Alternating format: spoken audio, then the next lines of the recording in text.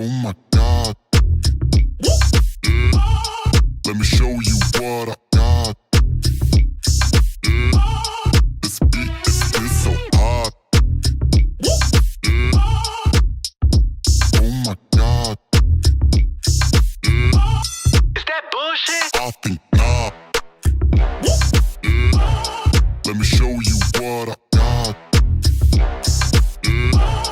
This beat is so hot. Hey yo, who made it? I think God. Oh my God.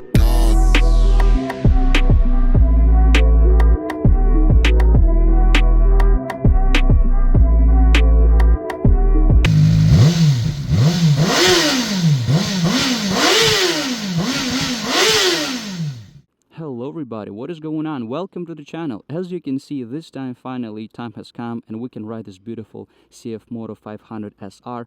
We're going to hop on the bike. I'll try to measure 0 to 100 km/h acceleration. We'll talk about brakes and so on. So without further ado, I'll hop on it and let's go.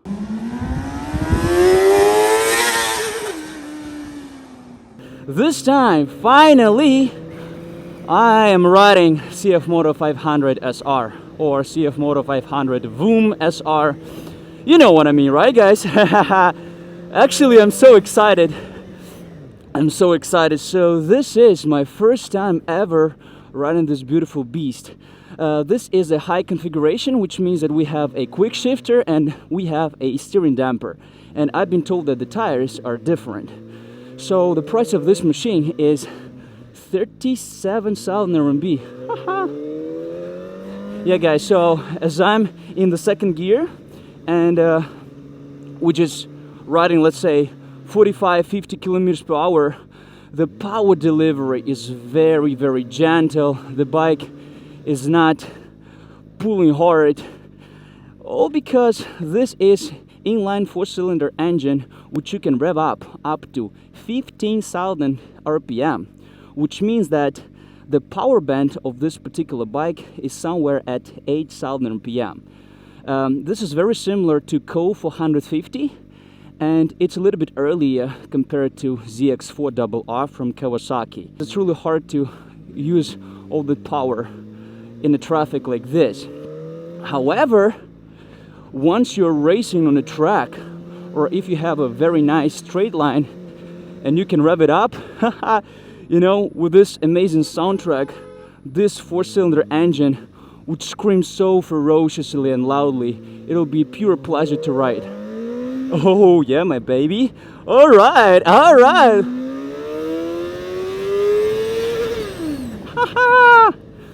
Okay, brakes. Oh, not bad. Oh my God. Guys, I'll tell you one thing. Cfmoto staff doesn't know that I'll ride that far.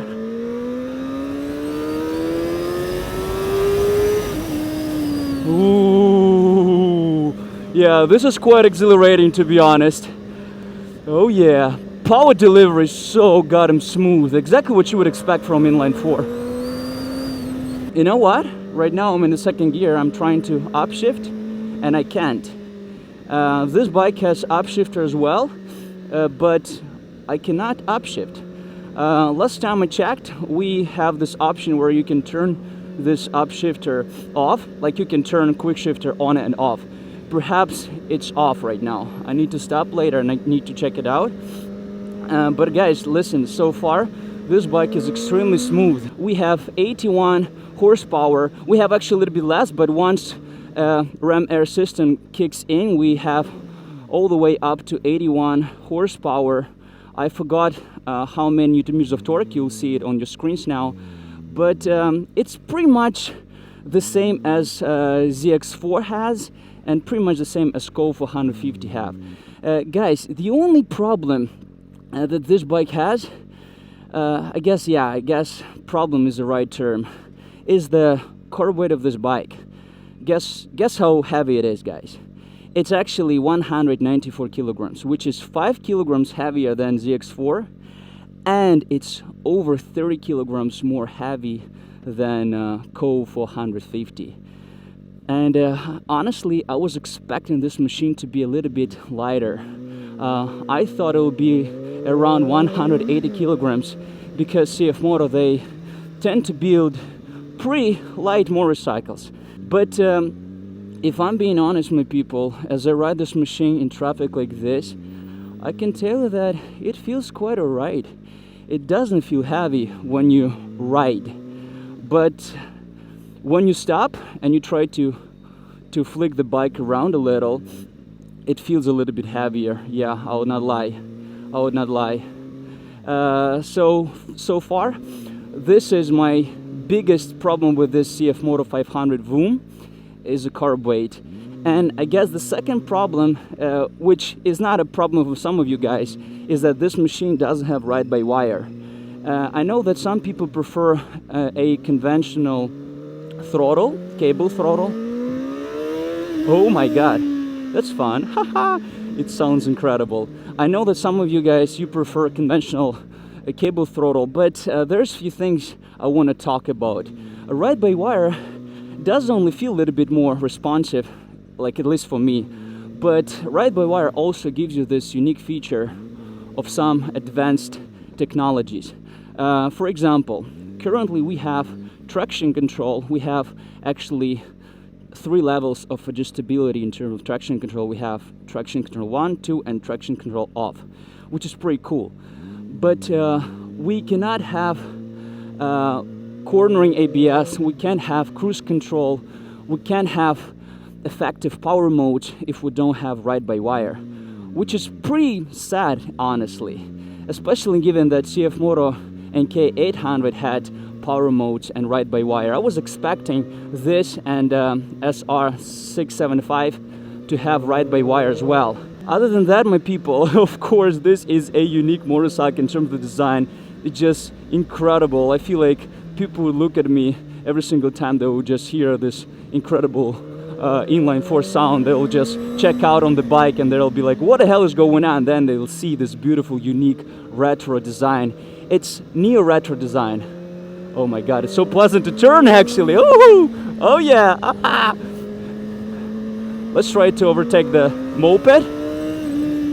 Brakes. Haha, brakes are not bad. We have 300 millimeter dual-sided disc, 4-piston radial caliper, and the caliper comes from Cfmoto, and I was very curious about it because I didn't know what to expect, because I know that J1 is good, Brembo is pretty cool, but I didn't know what to expect from Cfmoto. And so far Cfmoto caliper doesn't feel bad. Yeah, this guy is doing something which I do not appreciate. Okay. So just now I tried to go as fast as possible in the first gear, and to my knowledge the first gear goes all the way up to 94 kilometers per hour.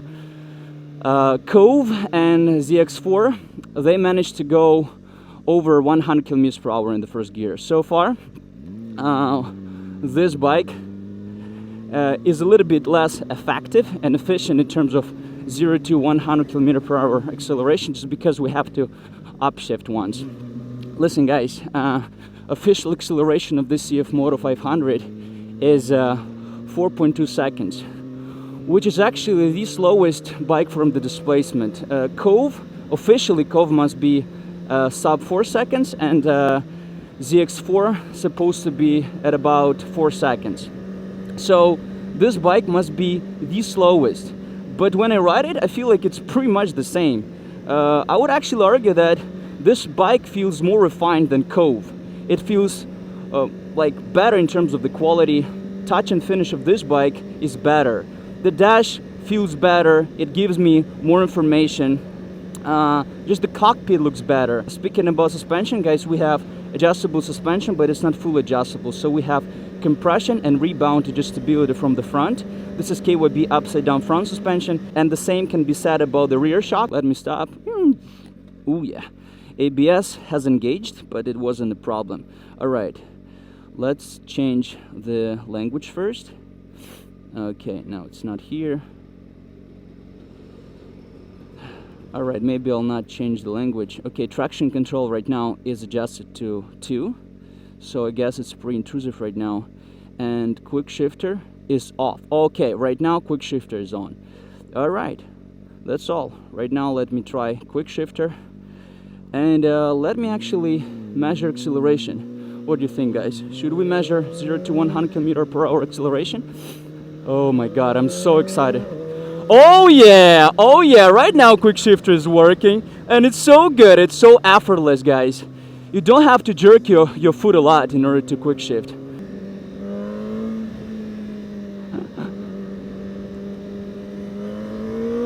Oh yeah, let's go!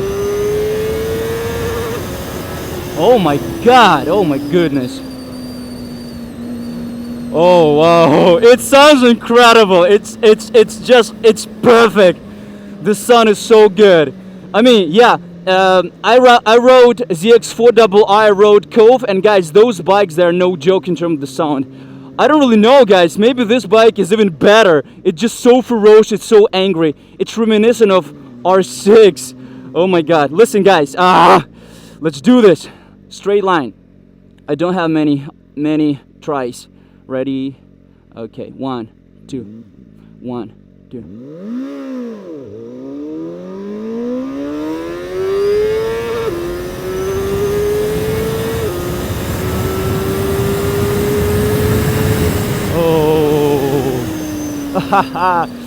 Yeah, the launch was absolute horrible, guys. I'm sorry for that. This was my first time ever launching this bike from 0 to 100.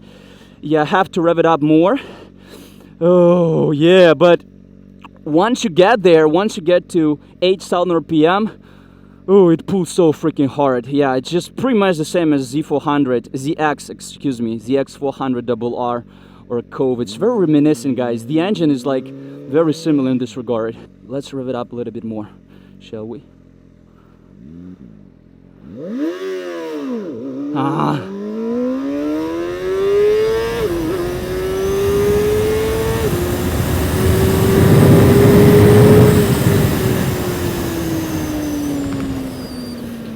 Yeah, my launch is absolutely horrible. I have to find the sweet spot, and so far it's pretty difficult for me to find it, just because this type of motorcycle is a little bit different from what I get used to. Yeah, the power delivery, this power band is somewhere here, so I have to rev it up a little bit more. Let me just adjust the traction control. Maybe I'll put it on 1. I don't want to turn it off completely. All right. Whew. Guys, I'm a little bit scared, to be honest, I'll not lie. So right now quick shifter is on. We have full power, we don't have power mode. Oh my.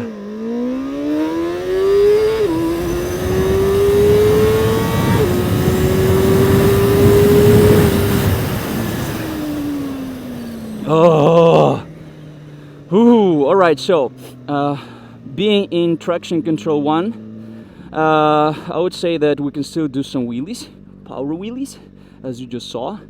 Probably my acceleration wasn't good, but we have only one more attempt.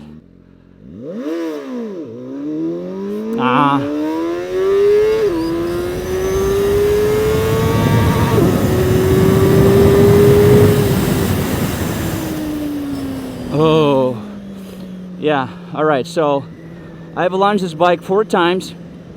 Pretty much every single launch was horrible. The third one had a tiny power wheelie. So it takes some time to get accustomed to this power delivery. It's not your conventional motorcycle. Yeah, because if you over rev it at the beginning, you would do a power wheelie. If you underdo it, you'll just start accelerating really slowly. So you need to find the sweet spot, and it's pretty complicated, I guess. All right, guys, listen. I mean, let me just do it one more time. Ready? One more freaking time.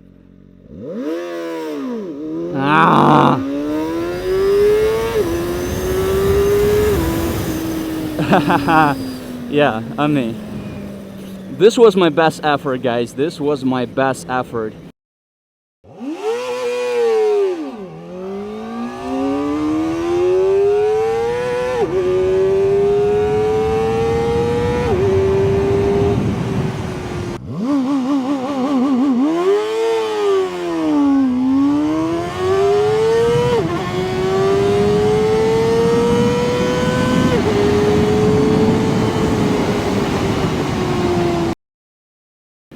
Yeah, but I'll tell you right away, guys, this machine is very smooth, like extremely smooth. I was saying how luxury ZX4 was, and I can say that this bike feels just the same. Given that this bike is twice as cheap, it's like 37,000, and in China ZX4 would be 86,000, so it's like more than twice as cheap as ZX4. And it feels just the same in terms of smoothness. It's just incredibly smooth. The quickshifter works absolutely perfectly. I mean, I cannot wish for a better quickshifter for sure. The suspension so far is just incredible, feels very good. Again, this KYB front suspension feels really good, and especially given that we can adjust it a little, so preload and rebound is adjustable, so it's pretty cool. It's not fully adjustable, but come on, it's almost fully adjustable, right? The rear monoshock is adjustable as well, the same, preload and rebound adjustable monoshock from behind. Guys, this bike is featuring a really cool frame. So this is molybdenum chrome steel alloy. Oh gosh, you have to be a chemist, you have to have a degree in chemistry to pronounce the name like that. But this frame is simultaneously more resilient and more flexible than the conventional steel frame. So this would be very beneficial for a sports bike like that. But yeah, like if it's so freaking good, like why is it so freaking heavy, this motorcycle? I wish this motorcycle to be a little bit lighter, guys. Yeah. Again, as I ride, it feels incredibly stable. It's just perfect in terms of stability. Again, you can still do some power wheelies, but the front end of the bike feels absolutely stable no matter how fast you go. So this feeling is really cool. I do appreciate that. But I feel like this bike could be still very stable, even if it would be like, let's say, 10-15 kilograms lighter. Again, this frame on paper is supposed to be lighter than your conventional steel frame. And yet, the curb weight of the bike is 194 kilograms. Yeah, I mean, I feel like this is a very good motorcycle, a very refined machine. Feels incredibly smooth, very high quality. It definitely feels better built than Cove 450. But guys, Cove 450 is 30 kilograms lighter. This is the first thing. Second of all, Cove gives you ABS modes where you can turn ABS off or you can put it in a race mode. So Cove would be well better suitable for a racetrack. Meanwhile, this bike, given its retro, neo-retro design, would be very cool for a city, just for, I don't know, relaxing rides. And still you'll be able to bring over to a track. Woohoo! I did a stoppie, by the way, so the brakes are cool. Yeah, so when I stop like that and I just try to kind of shift it from left to right, yeah, it does feel heavy, guys. It does feel a little bit heavy. It'll be really cool to measure top speed and acceleration once I'm used to the bike. Again, the official numbers are the following. Top speed of this machine is 220 kilometers per hour, which is very decent. It's even faster than the future SR675. And the official acceleration would be 4.2 seconds. This bike would be still very approachable for a beginner, I'm sure about that. Most of those Chinese motorcycles, they are guilty of mimicking designs of other motorcycles. Let's say Cfmoto, even though those motorcycles are really beautiful, but they are somehow reminiscent of MV Agusta and Ducatis, which is cool, but it still feels as if you're riding a copy of something, you know what I'm saying? Meanwhile, this Cfmoto, even though it's still reminiscent of some old-fashioned super sports, like some old Kawasaki's, Yamahas, but it's very unique, especially in our day and age. If you are looking for something like that, this is pretty much your only option, especially in terms of Chinese market. There's nothing like that here in China, which you can get. Cfmoto has done a great job in terms of making this bike look like that. I know that many people, they were expecting 500 SR, which would look like a sports bike like Cove 450 or ZX4. But yeah, I feel like Cfmoto has done a good job. Really, it looks unique, it looks really cool, and if you want something like that, there's nowhere you can get it from other than Cfmoto. So they just left you no choice. And I was riding for like 20 minutes, and so far I'm not tired at all. My wrists are fine, my back doesn't hurt. I absolutely enjoy what I have in terms of ergonomics.